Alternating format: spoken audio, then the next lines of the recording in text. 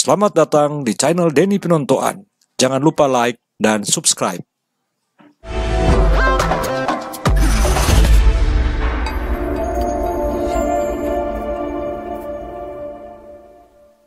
Hari ini kita akan membahas satu topik atau bercerita satu topik terkait dengan bagaimana pemaknaan Toh Minahasa tentang apakah dia mempercayai atau dia kemudian menerima dirinya sebagai keturunan Lumi Motoar. Dan untuk bercerita kita kali ini akan bersama dengan budayawan Minahasa, Freddy Wowor. Saya akan mulai dengan pertanyaan tentang, menurut Bung Freddy, apa sesungguhnya makna dari mitologi atau cerita Lumi Motoar dalam kaitan dengan kita memaknai Toh Minahasa hari ini? Silakan. Oke. Pertama-tama kalau bagi saya kisah tentang Lumi Motoar bagi saya secara pribadi sebagai orang Minahasa, tapi juga dalam diskusi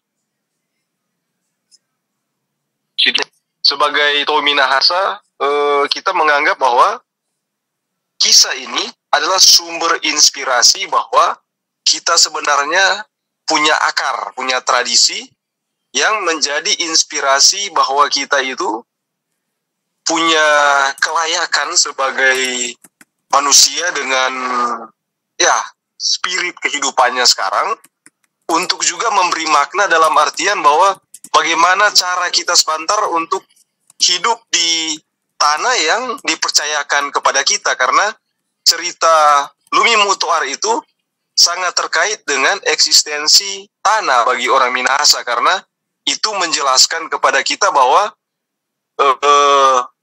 orang Minahasa hari ini punya sumber leluhur, punya asal usul yang menjelaskan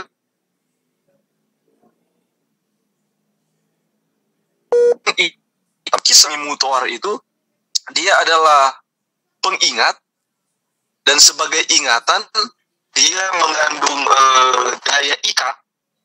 Dalam hal ini kita sebagai manusia yang hidup hari ini sebagai generasi terkini tidak mungkin bisa ada hari ini tanpa ada leluhur kita, ada orang tua kita yang mendahului kita, dan mereka ini yang menjadi pembuka jalan sehingga kemudian kita bisa hari ini hidup layaknya sebenarnya sebagai manusia yang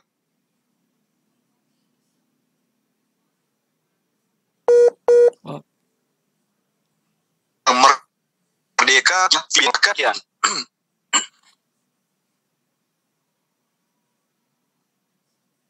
Halo? Ya, halo, lanjut.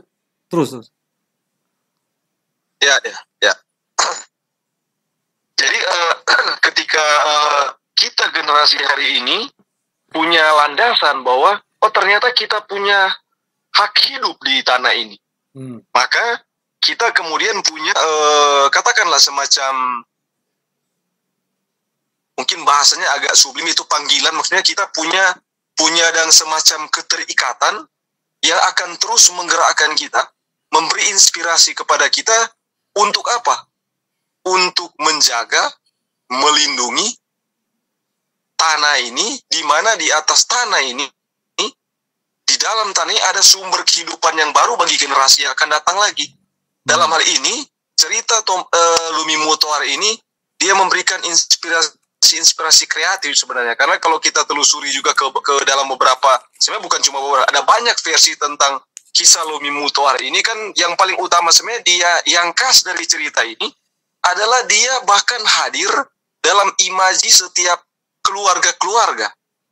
Misalnya, saya mendapatkan kisah pertama-tama tentang Lumi Motoar ini bukan dalam versi buku, tetapi versi cerita keluarga yang diceritakan oleh orang tua kepada saya. Kemudian juga ketika kita baku dapat dengan teman-teman yang lain, teman-teman ini juga bercerita bahwa mulanya mereka mendapatkan cerita ini dari orang tua mereka. Tetapi tidak juga selalu bahwa kemudian teman-teman itu sama semua versinya, karena ternyata ada yang juga mendapatkan dari buku. Nah, dari pemahaman ini saya kemudian menemukan bahwa ternyata upaya untuk terus menceritakan kisah Lumi Mutoar ini bagi orang tua kepada anak-anaknya ini, dia adalah semacam kalau orang di teater kok itu ada, dalam seni acting ada istilah emotional recall. Maksudnya ya. dia menanamkan kepada generasi terkini melalui cerita tadi sebuah daya penggerak. Misalnya itu kalau saya gunakan perbandingan misalnya di acting, ketika kita menghafal sebuah peran, kita akan menggunakan konsep emotional recall ini untuk menghidupkan peran itu, sehingga kemudian di atas panggung yang akan tampil adalah sebuah sosok tokoh yang hidup. Nah, kalau saya gunakan teori ini ke dalam konsep pemahaman terhadap cerita Lumi Mutoar, dia mungkin kurang lebih sama, karena ketika kita ditanamkan cerita ini sedari kecil, pun kita mendapatkan itu dari membaca, yang kemudian ditanamkan kepada kita dalam cerita itu adalah bagaimana ternyata para leluhur kita mendapatkan tugas untuk hidup di tanah ini dari Sang Pencipta untuk menjaga, melindungi, dan melanjutkan kehidupan di tanah ini. Oke. Nah, ini menarik sebenarnya karena kalau diperhatikan kan kisah Lumi Mutoar itu mengisahkan bagaimana Lumi Mutoar sebagai sebuah simbolisasi manusia membangun hubungannya dengan Sang Pencipta, membangun hubungannya dengan alam, dan membangun hubungannya dengan sesama manusia. Nah, segitiga ini ya diibaratkan sebagai batu dodika.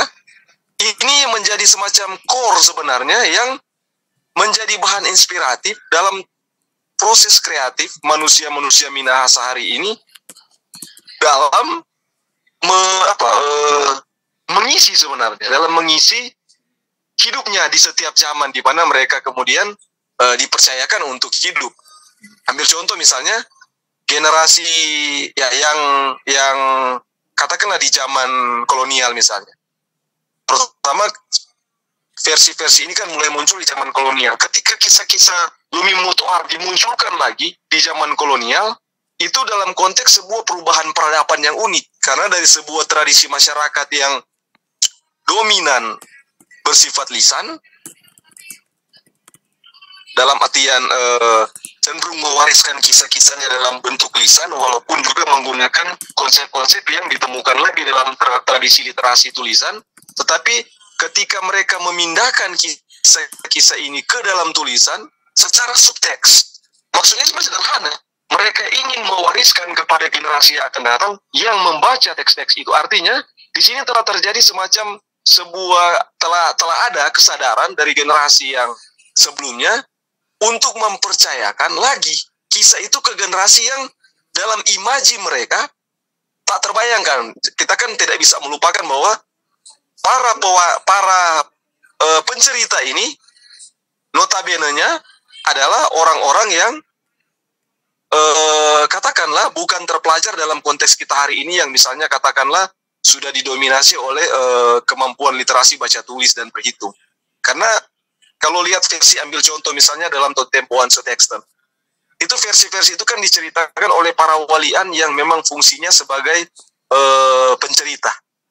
Dan untuk konteks di zaman itu pendidikan modern kan belum dalam artian generasi yang tua ini kan tidak lagi mendapatkan secara full. Yep. Jadi yang mewarisi cerita-cerita itu adalah generasi yang berada di transisi sebenarnya. Setengahnya bersifat lisan karena masa kecilnya mereka mungkin dididik dengan itu, tapi kemudian dalam sebagian dari hidupnya mereka juga, mereka itu mendapatkan pendidikan dalam pengaruh pendidikan sekolah-sekolah yang dibangun oleh Sendeling di waktu itu, atau dalam sekolah-sekolah privat yang diadakan oleh misalnya para penginjil tertentu. Nah, kalau kita perhatikan kan situasinya unik gitu sebenarnya. Yeah. Nah, kalau kita baca subteks dari logikanya kan ini cerita yang sebenarnya, cerita asal usul kan sebenarnya cerita rahasia. Kalau kita belajar tradisi katakanlah sastra lisan, yang kita temukan sebenarnya cerita-cerita asal usul ini adalah cerita-cerita yang bersifat rahasia.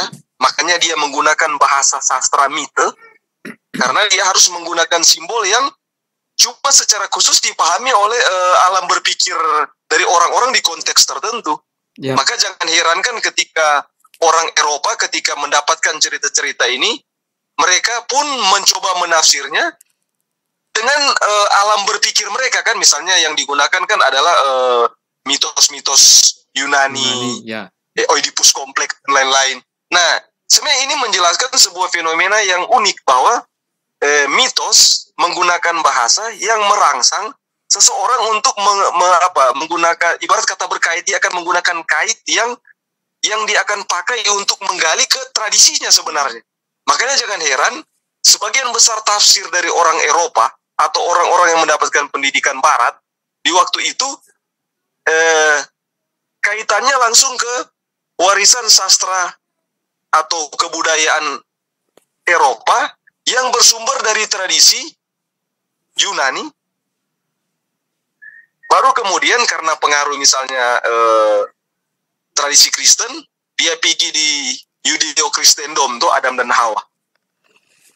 Jadi dari situ kan kita lihat bahwa ini dua warisan dari Eropa yang sampai ke kita di sini. Ya. Makanya kemudian banyak muncul tafsir bahwa kisah Lumi Mutuar ini dibawa dalam alam tafsir dan imaji sosial orang Eropa yang dibentuk oleh dua kultur kebudayaan ini. Makanya cenderung kan kalau kita baca hari ini, dia jadi beda. Apalagi kalau kita baca penafsiran. Karena sebenarnya cerita-cerita ini bersifat keluarga, diceritakan umumnya sebenarnya oleh para tetua-tetua dalam klan atau keluarga-keluarga, taranak-taranak, yang dikhususkan untuk menjelaskan silsilah-silsilah, bukan cuma menceritakan silsilah asal-usul tempat sebenarnya, tetapi asal-usul tradisi, asal-usul pengetahuan, asal-usul wawasan hidup sebenarnya. Yap.